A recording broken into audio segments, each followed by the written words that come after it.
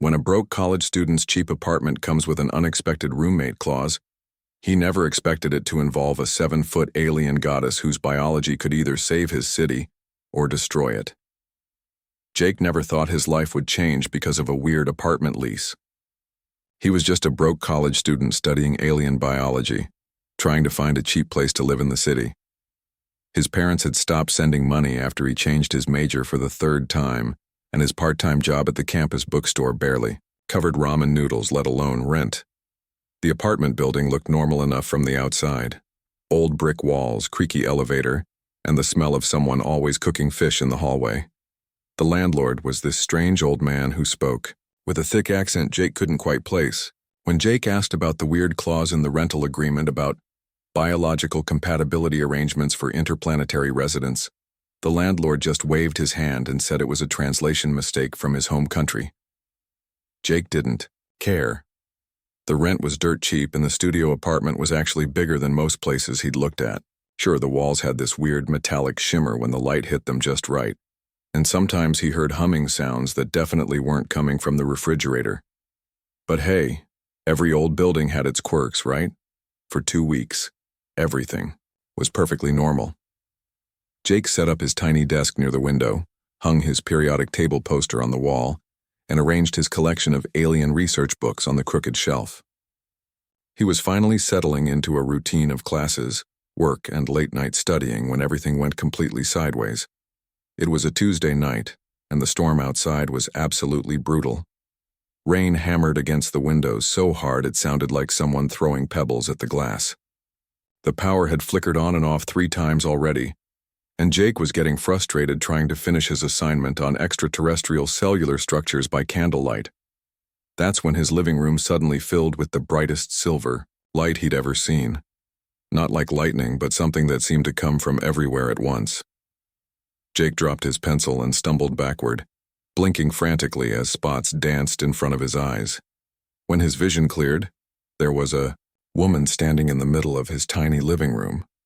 Well, calling her a woman wasn't quite right. She was definitely female in shape, but she was almost 7 feet tall, and her skin had this incredible glow to it, shifting between pale blue and deep purple like some kind of living aurora. Her hair floated around her head as if she was underwater, and her eyes looked like someone had captured actual stars and put them in her face. She was wearing what looked like armor made of liquid metal that moved and flowed around her body, and when she spoke, her voice carried this weight of absolute authority that made Jake's knees feel wobbly. "Human," she said, looking around his messy apartment with obvious distaste. "I am Zara, battle commander of the 7th Valerian Fleet. This dwelling has been designated as my temporary sanctuary. You will provide assistance with my biological requirements, or you will face the consequences of defying someone who has conquered entire star systems." Jake's brain completely short-circuited. He stood there with his mouth hanging open like a fish trying to process what was happening. Had an actual alien just materialized in his living room? Was this some kind of elaborate prank? Had he finally cracked under the stress of finals week? Who are you?" he managed to stammer out. Zara's glowing eyes narrowed. "Did your primitive auditory organs fail to process my introduction? I am a battle commander of the Valerian Empire. My homeworld is currently under siege by the Korthak invasion force, and I require a secure location to undergo my regeneration cycle." She walked around his apartment, her tall frame making the already small space feel microscopic. Everything about her screamed danger and power. When she moved, the air around her seemed to shimmer with energy, and Jake could swear he felt static electricity making his hair stand up. "This habitat is barely adequate," she continued, poking at his microwave with one finger. The appliance immediately sparked and died, but it will have to suffice. The energy readings indicate this location has the necessary electromagnetic properties I require. Jake finally found his voice. "Look, I don't know who you are or how you got in here, but you can't just take over my apartment. I have rights. I have a lease." Zara turned to look at him, and for a moment Jake thought he might actually die from the intensity of her stare. Then something that might have been amusement flickered across her face. "Rights?" she repeated. "Human. I have personally led the conquest of 17 different worlds. I have commanded fleets of 10,000 warships. Entire civilizations tremble when they hear my name whispered in the cosmic winds.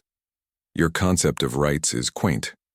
Despite her terrifying introduction, Jake noticed something else in her expression. She looked tired. Not physically tired, but worn down in a way that went deeper than just needing sleep. And underneath all that commanding presence, there was something that looked almost like desperation.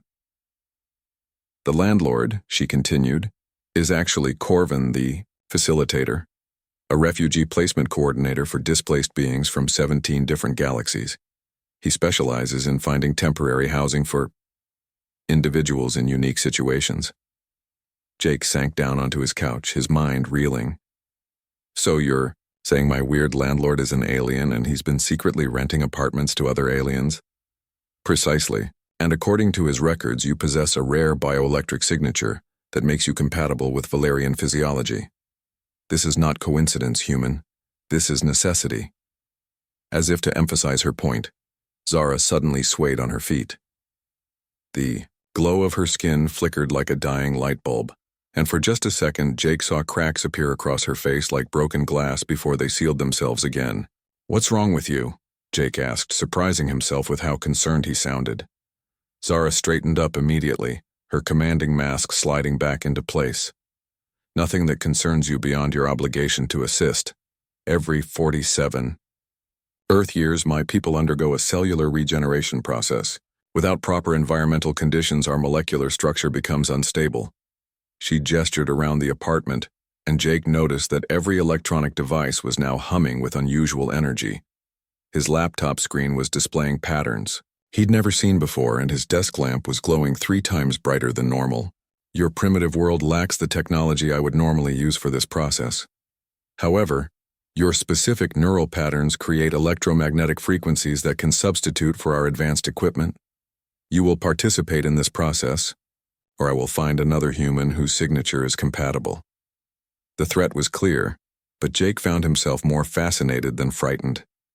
This was like every science fiction dream he'd ever had, except it was actually happening in his tiny, overpriced studio apartment. "What exactly does this process involve?" he asked carefully. For the first time since appearing, Zara hesitated. "Energy transfer through biological synchronization. Nothing that will cause permanent harm to your primitive physiology." Jake looked at this incredible, terrifying, obviously powerful being who was trying very hard not to look desperate, and realized his boring life had just become the most interesting thing that had ever happened to him.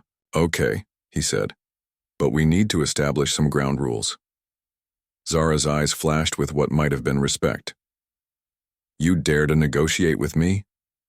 "Well," Jake said, settling back on his couch with more confidence than he felt, "it's still my apartment." Living with Zara turned out to be nothing like Jake expected. The first morning after her arrival, he woke up to find his entire apartment had been completely rearranged. His desk was now positioned at a precise angle to catch the morning sunlight. His books were organized by some system that made no sense to him, and there were strange crystalline objects sitting on every flat surface, humming softly with energy. Zara herself was standing by the window completely motionless, staring out at the city. Her skin was glowing brighter than it had the night before, and Jake could actually feel warmth radiating from her body even from across the room. When she turned to look at him, her star-like eyes seemed more intense than before. "You're sleeping. Cycle is inefficient," she announced. "You waste approximately 1/3 of each rotation in unconscious states. This is highly impractical." Jake rubbed his eyes and stumbled toward his coffee maker, only to find it had been replaced by some kind of silver device that looked like it belonged on a spaceship. "What happened to my coffee machine?" That primitive apparatus was producing harmful electromagnetic interference. "I have provided a superior alternative that will create beverages suited to your nutritional requirements while maintaining proper energy frequencies." Jake pressed a button on the alien device, and it produced something that looked like coffee but tasted like liquid sunshine. It was actually pretty amazing, but he wasn't about to admit that to his bossy houseguest. Over the next few days, Jake learned more about Zara's condition. What she called the heat wasn't anything romantic or mysterious. It was a biological process that her entire species went through every few decades, kind of like how some animals molted or hibernated. Her cells were literally rebuilding themselves, from the inside out, and the process generated enormous amounts of energy that had to be carefully controlled. Think of it like your human fever, she explained one evening, sitting stiffly on his couch while strange patterns of light moved under her skin. Except instead of fighting infection, my body is upgrading every molecule to maintain peak efficiency. Without proper regulation, the energy buildup would cause my cellular structure to collapse. Jake watched, fascinated, as the cracks in her skin became more visible. They looked like golden lightning spreading across her arms and face, sealing, and reopening in complex patterns. Does it hurt? For a moment, Zara's commanding mask slipped, and Jake saw something vulnerable in her expression. Pain is irrelevant. What matters is maintaining stability until the process completes. But Jake could tell she was suffering. Her movements became more rigid as days passed, and sometimes he caught her gripping the edge of the table so hard that the metal actually bent under her fingers. The apartment's temperature kept rising, even though she insisted she had perfect control over her energy output.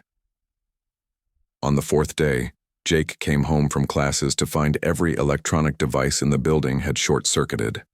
The hallway lights were flickering, his neighbors were complaining about their phones dying, and there was a distinct smell of burned plastic in the air.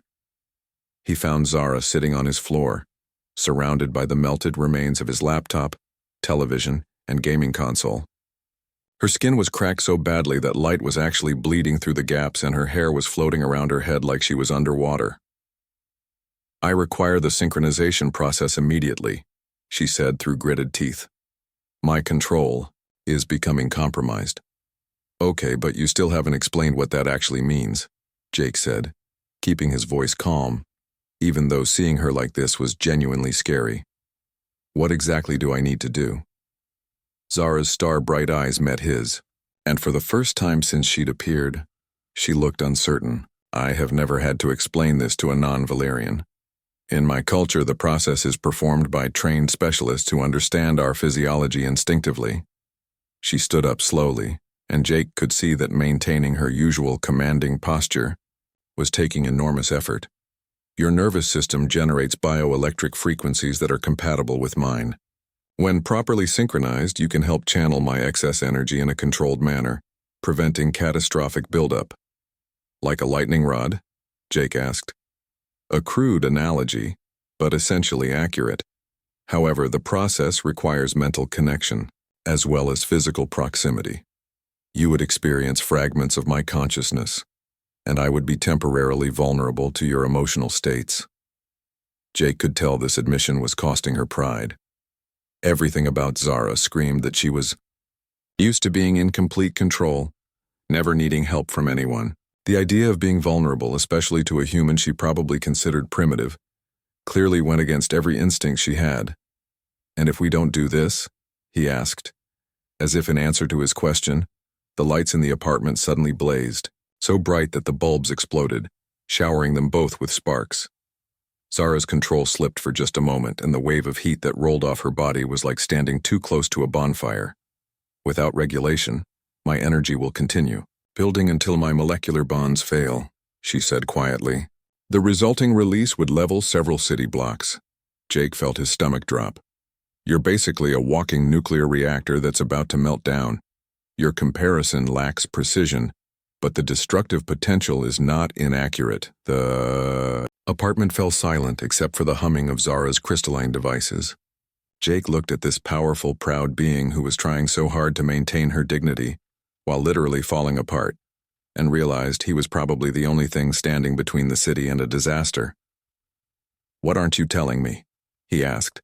"There's something else about this process that you're not explaining." Zara's expression became even more guarded. "The synchronization requires willing participation from both parties. It cannot be forced or coerced. Your nervous system must be completely receptive to the connection, or the energy transfer will fail."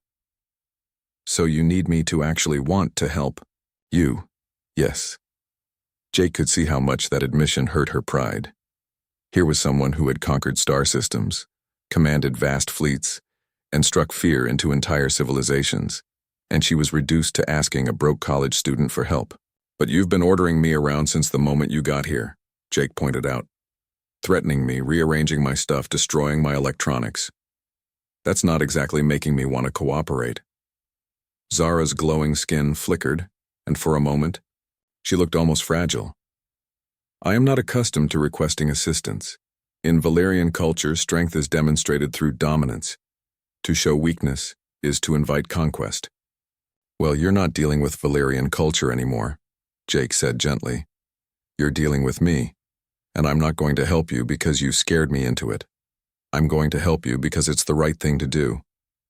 Something shifted in Zara's expression. The commanding mask she wore cracked just a little, revealing something that looked almost like surprise. "You would risk your safety for someone who has shown you nothing but hostility?" Jake shrugged. "You're scared, you're in pain, and you're trying to protect innocent people from getting hurt. That makes you worth helping regardless of how bossy you are." For the first time since her arrival, Zara smiled. It was small and uncertain, but it was genuine. "Perhaps," she said quietly, "your species is not as primitive as I assumed." The process of helping Zara wasn't anything like Jake expected. He'd been imagining some kind of complex alien technology or mysterious ritual, but when she finally explained what needed to happen, it was surprisingly simple in concept, even if it sounded absolutely terrifying in practice. "We must synchronize our life rhythms," Zara explained, sitting cross-legged on his living room floor. She had dimmed her natural glow to a soft blue light, and the cracks in her skin seemed less severe when she wasn't trying to maintain her commanding presence. Breathing, heartbeat, neural activity. When our biological systems align, the excess energy can flow between us safely. Jake sat down across from her, feeling nervous and excited at the same time. "Like meditation?" "Similar, but more intensive. You will need to match my breathing pattern exactly, then allow your heartbeat to synchronize with mine. When the connection stabilizes, you may experience what humans would call visions." She held out her hands, palms up, and Jake could see energy dancing beneath her skin like trapped lightning. "These will be fragments of my memories. Do not attempt to control or direct them. Simply observe and let them pass." Jake placed his hands in hers and immediately felt a jolt of electricity run up his arms. It wasn't painful exactly, but it was intense enough to make his teeth tingle. Zara's skin was incredibly warm and he could feel her pulse through her palms. "Close your eyes," she instructed. "Match my breathing. In for 4 counts, hold for 4, out for 4. Jake did as she said, focusing on the rhythm of her breath. At first it felt awkward and forced, like trying to dance with someone much taller than him. But gradually, he found himself falling into sync with her. His heartbeat began to slow, matching the steady rhythm he could feel through their connected hands. That's when things got weird. The first vision hit him like a punch to the brain. Suddenly he was standing on the deck of a massive spaceship, looking out at a battle that stretched across an entire solar system. Thousands of sleek silver vessels were engaged in combat with dark angular ships that seemed to absorb light. Explosions bloomed like deadly flowers in the vacuum of space, and Jake could feel the deck shaking under his feet as weapons fire struck their ship. But he wasn't Jake in this memory. He was Zara, standing tall in gleaming armor, shouting orders to her crew as they maneuvered through the chaos. He could feel her determination, her absolute certainty that victory was possible if they just fought hard enough. But underneath that confidence was something else, a crushing weight of responsibility for every life under her command. The vision faded, replaced by another. This time, he was on a planet with red skies and 2 suns, walking through the ruins of what had once been a beautiful city. The buildings were twisted and melted, and there were no signs of life anywhere. Zara knelt beside a monument that had been split in half, running her fingers over symbols carved in stone. Jake felt her grief like a physical pain in his chest. This had been her home, and she had failed to protect it. The weight of that failure was enormous, crushing, the kind of guilt that never went away no matter how many victories came after. More memories flashed through his consciousness. Zara as a young warrior, training with weapons that moved faster than human eyes could follow. Zara leading her first battle, terrified but refusing to show weakness. Zara receiving news that her family's colony had been destroyed while she was away fighting another war. Each memory carried its own emotional payload, and Jake felt himself drowning in centuries of warfare, loss, and the terrible burden of command. But underneath all that pain, he sensed something else. A deep, unshakable determination to protect others, even if it cost her everything. "You see now." Zara's voice came from very far away, though she was sitting right in front of him. "Why? I cannot show weakness. Too many depend on my strength." Jake opened his eyes and found himself looking directly into hers. The connection between them was stronger now, and he could feel her energy flowing through him like warm honey. It was overwhelming but not unpleasant, like being caught in a gentle electrical storm. "But you're not weak," he said, surprised to find his voice steady despite everything he'd just experienced. "Everything I just saw, all those battles and losses, and you kept going. You kept fighting for people you'd never even met." Something flickered in Zara's expression. Through their connection, Jake could sense her surprise. No one had ever called her strong for enduring suffering. In her culture, strength was measured by victories, by dominance over enemies. The idea that surviving pain could be its own form of power was completely foreign to her. "You don't understand," she said. "I have failed repeatedly. Worlds have fallen while under my protection. Millions have died because I was not strong enough, not fast enough, not smart enough to save them." "And yet you're still fighting," Jake pointed out. "Still trying to protect people. That's not failure. That's heroism." The energy flowing between them shifted, becoming warmer, more stable. Jake could feel Zara's cellular structure beginning to stabilize as the excess power found a safe outlet through their connection. But more than that, he could sense something changing in her emotional state. For the first time in centuries, someone was seeing her not as an invincible war goddess or a useful weapon, but as a person who had endured incredible hardship and kept going anyway. The relief of being truly understood was almost overwhelming. "Your species," Zara said quietly, "processes emotion very differently than mine. You find strength in vulnerability, connection in shared suffering. This is, unexpected." Jake felt her memories shifting, becoming less painful and more nostalgic. He saw moments of beauty from her past, sunrises on alien worlds, the laughter of her crew during peaceful moments, the satisfaction of evacuating civilians from a doomed planet. These memories had been buried under layers of trauma and duty, but their connection was bringing them back to the surface. "Maybe that's what you need," Jake said. "Someone who sees the person behind all that armor and rank." The synchronization process continued for what felt like hours. Jake experienced more of Zara's memories, but they became less intense as her energy levels stabilized. He saw her childhood on a world with purple oceans, her first kiss with a fellow warrior who had died in battle decades ago, quiet moments of doubt and fear that she had never shared with anyone. In return, Zara experienced fragments of human emotion through their connection.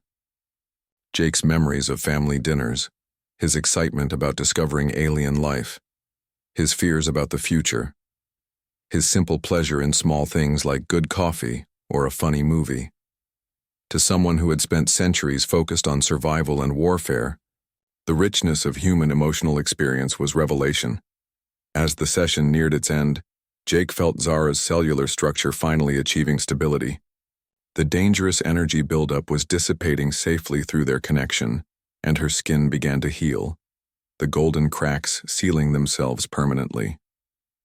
But more than her physical healing, something fundamental had changed in how they saw each other. Zara was no longer just a terrifying alien goddess, and Jake was no longer just a primitive human to be commanded. They had shared something deeper than conversation or negotiation. They had briefly experienced life through each other's perspectives. When they finally broke the connection, Jake felt oddly empty, as if he'd been listening to beautiful music that had suddenly stopped. Zara's hands were still warm in his, but the electric intensity was gone. "How do you feel?" he asked. Zara flexed her fingers, and Jake could see that her skin was completely healed, glowing with healthy energy instead of the dangerous instability from before. "Stable," she said. But then she looked at him with those star-bright eyes, and he saw something new in her expression. "And grateful. This is not an emotion I am accustomed to experiencing." Jake smiled. "Well, get used to it. Something tells me this is just the beginning." Life with Zara became something Jake never could have imagined. After their first successful bonding session, the power dynamic between them shifted completely.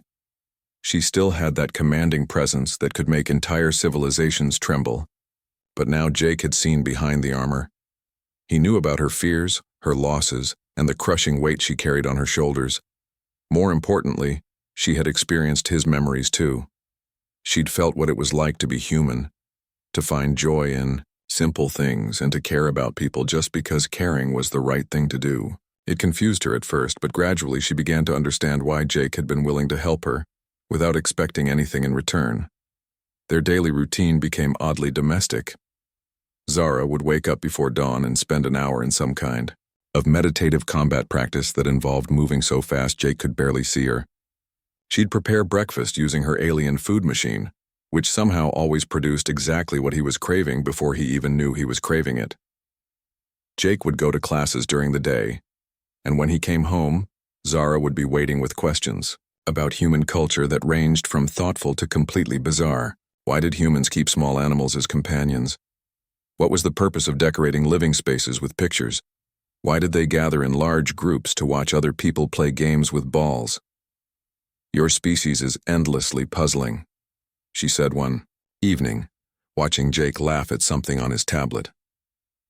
"You derive pleasure from observing fictional scenarios that have no bearing on your survival or advancement. It's called entertainment," Jake explained. "Not everything has to be about surviving or conquering. Sometimes it's okay to just enjoy things." Zara frowned, as if this concept challenged everything she'd been taught. In Valyrian culture, leisure activities must serve a purpose. They sharpen combat skills, strengthen social bonds for tactical advantage, or provide information useful for future campaigns. "What did you do for fun before all the wars started?" The question seemed to catch Zara off guard. She was quiet for a long moment, and Jake could see her struggling to remember something from a very long time ago. "We used to sing," she said finally. "Complex harmonies that could last for days. Entire cities would participate, creating music that could be heard from orbit." Her expression became distant. "I had forgotten. It has been centuries since I thought of anything beyond the next battle." Jake felt a pang of sadness for her. "Maybe, when this regeneration process is over, you could start singing again." "Perhaps," she said, but Jake could tell the idea both intrigued and frightened her. Their bonding sessions became more frequent as Zara's condition stabilized. Jake learned to recognize the signs when she needed energy regulation. Her skin would start to flicker, or she'd become unusually quiet and tense. They developed a routine that felt almost natural, sitting together in his living room, synchronizing their breathing and heartbeat until the dangerous energy buildup dissipated safely. Through their connection, Jake experienced more of Zara's memories, but they were different now. Instead of just the trauma and warfare, he began to see glimpses of who she'd been before the conflicts consumed her life. A young woman who loved learning about other cultures, who wrote poetry in languages that no longer existed, who once spent 3 days teaching alien children how to build sandcastles on a beach with black sand. In return, Zara experienced Jake's mundane but rich human life. She felt his excitement when he understood a complex scientific concept, his contentment during quiet evenings reading, his deep affection for friends and family. Through his memories, she began to understand that strength didn't always mean fighting and that protecting people sometimes meant creating peace rather than winning wars. But their growing connection didn't go unnoticed.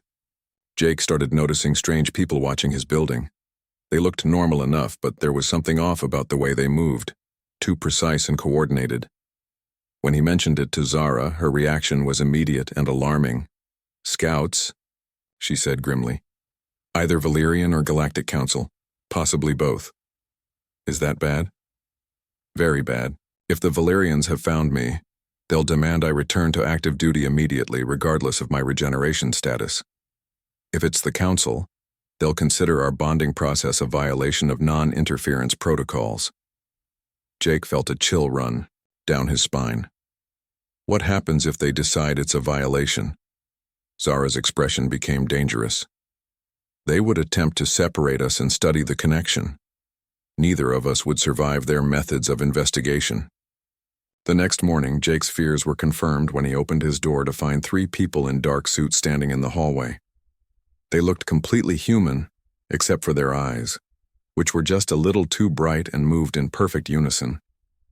"Jake Rodriguez," one of them said in a voice that sounded like it was being generated by a computer. "We are representatives of the Galactic Council's Monitoring Division. We need to discuss your recent activities with the displaced Valyrian entity." "I don't know what you're talking about," Jake said, trying to keep his voice steady. "Scans indicate elevated electromagnetic activity in this location, along with biological synchronization patterns between human and non-human entities. These activities violate Article 847 of the Non-Interference Accords." Jake felt Zara's presence behind him before he saw her. She moved into the doorway, and suddenly the hallway felt 10 degrees warmer. Her skin was glowing brightly, and her eyes held the kind of cold fire that had probably terrified enemy commanders across the galaxy. "Gentlemen," she said in a voice that could cut diamond, "I suggest you reconsider your approach." The lead agent stepped forward. "Battle Commander Zara of the 7th Fleet, you will submit to Council custody for evaluation of potential treaty violations. The human will be processed separately." That's when Jake learned why Zara had such a terrifying reputation across the galaxy. She moved faster than his eyes could follow. One moment she was standing behind him. The next, she was in the hallway with one agent pinned against the wall by his throat. The other 2 had some kind of energy weapons drawn, but they were hesitating, probably because hurting her might also hurt Jake through their connection.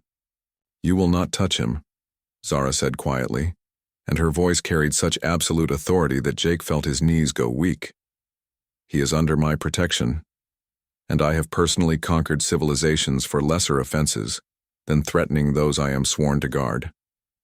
"Stand down, Commander," one of the remaining agents said. "We have authorization to use force." Jake saw Zara's grip tighten on the agent's throat and realized the situation was about to spiral completely out of control. These people clearly had no idea who they were dealing with, and Zara was about to remind them in the most violent way possible. "Wait," Jake said, stepping forward. "Nobody needs to get hurt here." Zara looked at him, and he could see the predator in her eyes warring with something else, something that looked like concern for his safety. "They threatened you," she said. "In Valyrian culture, that demands immediate and overwhelming response." "But we're not in Valyrian space," Jake replied. "We're in my apartment building, and there are innocent people here who could get hurt if this turns into a fight." For a moment, Jake thought Zara was going to ignore him and tear the agents apart anyway. But then something shifted in her expression. Through their connection, she was feeling his genuine concern for the neighbors, his desire to protect innocent people even if it meant accepting risk himself. Slowly, she released the agent, who dropped to the floor gasping for air. "You have 30 seconds to explain why I shouldn't consider your presence here an act of war," she said. The lead agent straightened his suit, trying to regain some dignity. "The Council has received reports of unauthorized human-alien biological integration. Our mandate is to investigate and prevent potential contamination of developing civilizations. The human volunteered his assistance during a medical emergency," Zara replied coldly. "No contamination has occurred, no technology has been transferred, and no harm has come to any Earthborn individual. Nevertheless, the connection between you must be severed and studied to ensure no permanent changes have occurred." Jake felt Zara's anger spike through their bond, but he also sensed her calculating the odds. 3 agents, possibly more, waiting outside, probably advanced weapons and equipment. Even for someone of her abilities, the risk was significant, especially if protecting him was her priority. Counter-proposal, Jake said, surprising everyone including himself. Give us 72 hours to complete the regeneration process naturally. Then Zara returns to her duties. I go back to my normal life and everybody wins. Unacceptable, the agent replied. Immediate separation is required. Then you'll have to go through me first, Jake said, stepping closer to Zara. The gesture was probably meaningless from a tactical standpoint, but Jake saw something change in Zara's expression.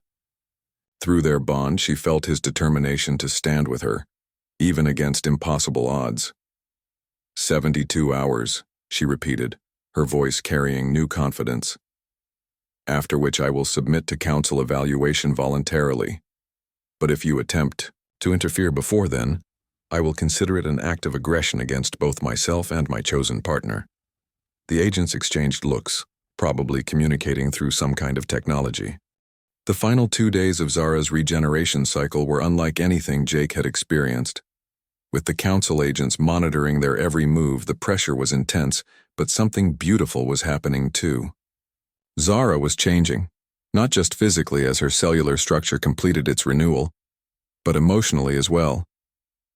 Jake could feel the transformation through their connection. The constant tension that had defined her for centuries was gradually releasing. Her movements became more fluid, less rigid. She started humming occasionally, soft alien melodies that filled the apartment with haunting beauty. When she caught herself doing it, she'd look surprised, as if she'd forgotten she even knew how to make music. Your species has an interesting effect on Valerian psychology, she told him during one of their final bonding sessions. Prolonged exposure to human emotional patterns appears to be reactivating dormant neural pathways. Is that a fancy way of saying I'm helping you remember how to be happy? Zara considered this. Happiness is not a concept that translates directly to Valerian experience, but yes, I am remembering states of being that I had assumed were permanently lost. The changes weren't just emotional. As her regeneration neared completion, Zara's abilities were returning stronger than before. Jake watched in amazement as she casually lifted his couch with one finger while cleaning underneath it. Her skin had taken on a more vibrant glow, and her eyes now seemed to hold actual starlight instead of just looking like it. But most remarkably, she was using these returning powers differently than before. Instead of the cold, controlled strength of a weapon, there was warmth in her energy now.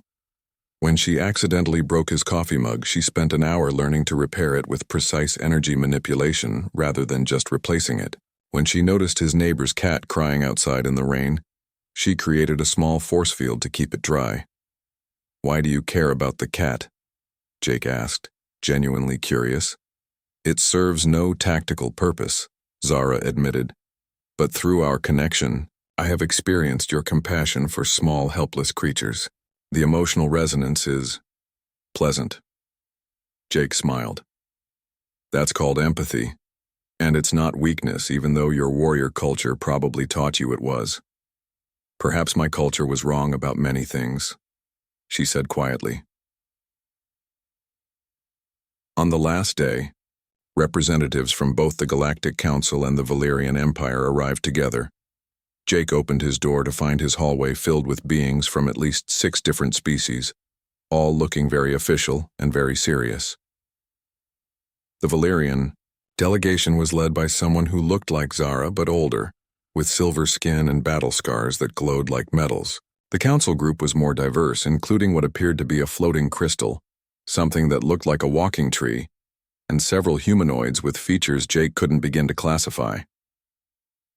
Battle Commander Zara, the silver-skinned Valerian, said, Supreme Admiral Corinth demands your immediate return to active duty. The war effort has suffered significantly from your absence.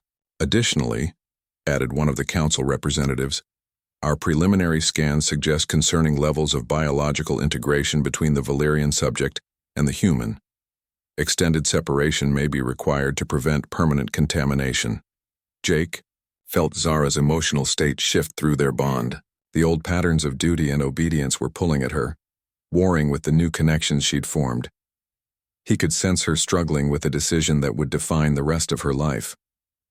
"I have completed my regeneration cycle," she announced, formally. "My cellular structure has achieved optimal stability." "Excellent," Admiral Corinth said. "Fleet Command has prepared a new assignment. You will lead the assault on the Korthak defensive perimeter in the Andromeda sector." "More warfare," Zara said, and Jake heard something new in her voice. Not defiance. Exactly, but questioning.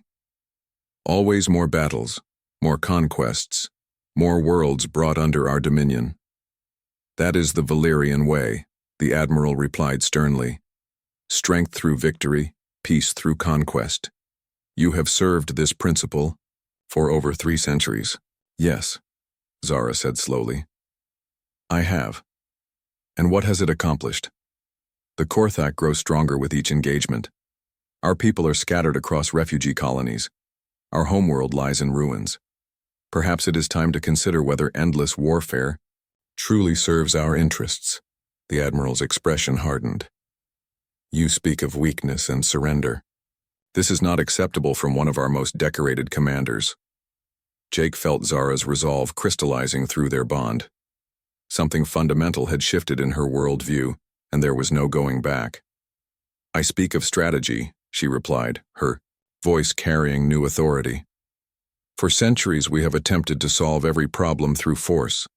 We have conquered worlds, destroyed enemies, and demonstrated our strength across the galaxy. Yet our people are fewer now than when we began, and our true enemies grow stronger." She stepped forward, and Jake could see the Admiral actually take a step back from her presence. "I propose an alternative approach. What if, instead of conquering new territories, we focused on protecting the ones we already hold? What if, instead of seeking new enemies to defeat, we sought new allies to stand with us?" The Admiral looked scandalized. "You suggest we show weakness to our enemies? That we beg for help from inferior species?"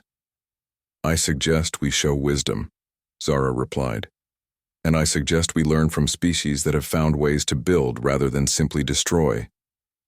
She turned to look at Jake, and he felt her gratitude and affection flowing through their connection. This human possesses no advanced technology, no superior physical capabilities, no strategic value by traditional measures. Yet he offered assistance to someone who had shown him nothing but hostility. He risked his safety to protect innocent beings he had never met. He found strength in vulnerability and power in compassion. The council representatives looked intrigued by this development. The floating crystal pulsed with different colors, which Jake assumed meant it was thinking. "You propose changing fundamental Valyrian military doctrine based on observation of a single human?" the Admiral asked. "I propose that 3 centuries of failure might indicate our current doctrine requires revision," Zara replied calmly. "And I volunteer to conduct further study of alternative approaches." Jake realized what she was saying, and his heart started racing. She was choosing to stay, to explore this new way of thinking rather than returning to the endless cycle of warfare. But the Admiral wasn't finished. "If you refuse your assignment, you will be stripped of rank and declared a deserter. The Empire will consider you an enemy." For a moment, Jake felt Zara's uncertainty.